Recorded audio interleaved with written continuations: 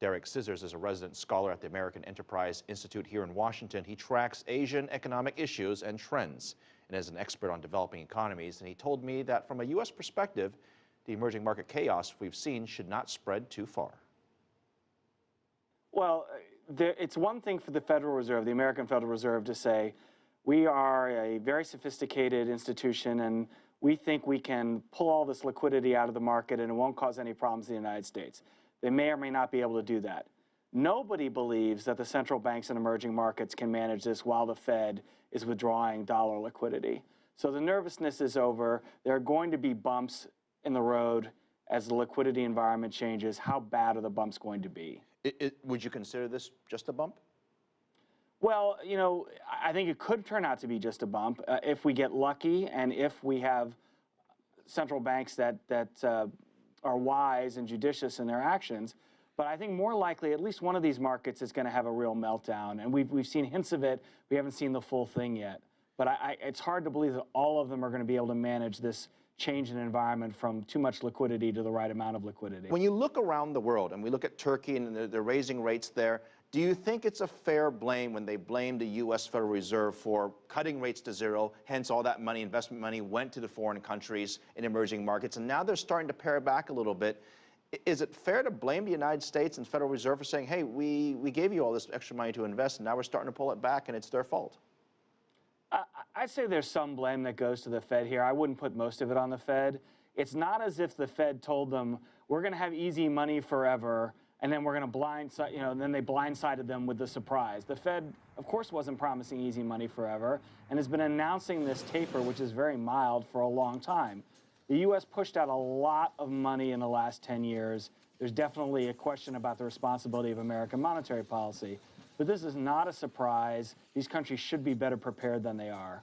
A lot of economists and strategists are starting to compare this currency crisis to many others. Most notable, in 1997, we saw a major crisis take place in Southeast Asia, which ultimately affected the rest of Asia. Is it a fair comparison?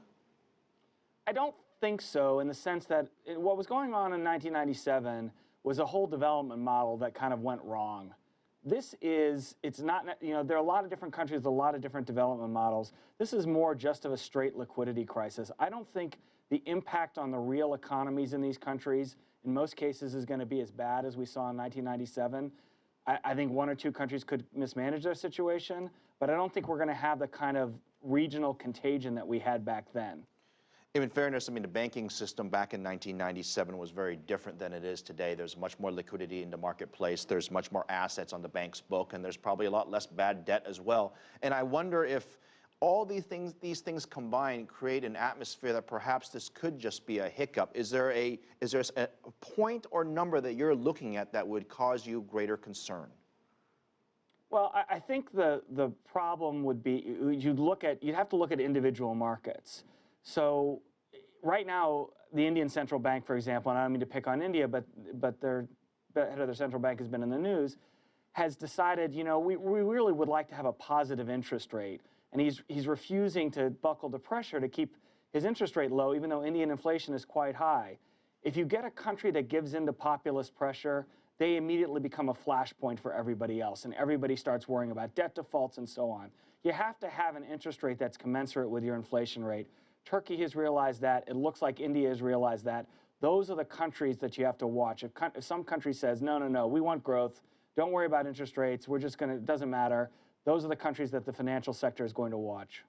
Let's assume the glass is half full and this is nothing more than a correction. What will the solution ultimately be? Will it be from the private sector, from the banks putting in more liquidity in the marketplace, or will it be from central banks around the world that take action? The solution here is the clearest thing about it. The solution is you've got to get away from liquidity-driven growth, which basically spurs your stock markets and puts money in the hands of richer people so you get more income inequality, and towards reform-driven growth. You have to go for efficiency, productivity, rather than liquidity. And again, the countries are going to do this differently, and some of them are going to fail, unfortunately. But we know what the half-full story is. The half-full story is people kick the liquidity habit in 2014, policymakers kick the liquidity habit in 2014, and they go for real fundamental reform.